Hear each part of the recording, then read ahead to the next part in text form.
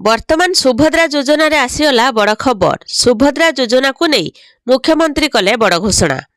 तेबे ए पर्यंत प्राय 80 लाख रु ऊर्ध्व महिला को सुभद्रा टंका मिल सारी। मार्च 8 रे सुभद्रा योजनार द्वितीय किस्तिर टंका मिलिबो। जो माने प्रकृत हिताधिकारी सेमानकु कदाचित सुभद्रा योजनारू बाद पड़िबे नहीं। सर्वे जारी रहिथिबा बेले खूब शीघ्र हिताधिकारी को टंका दिया जिवो। मुख्यमंत्री मोहन चरण माझी एने बड़ घोषणा करछंती।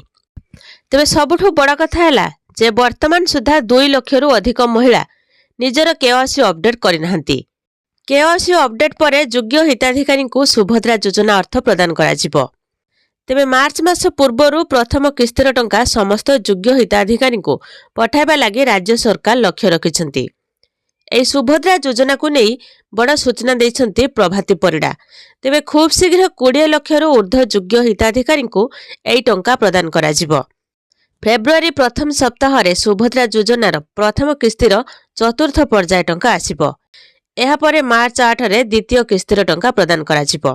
तेबे 2025 पई आवेदनर शेष तारीख रही मार्च 31 तारीख।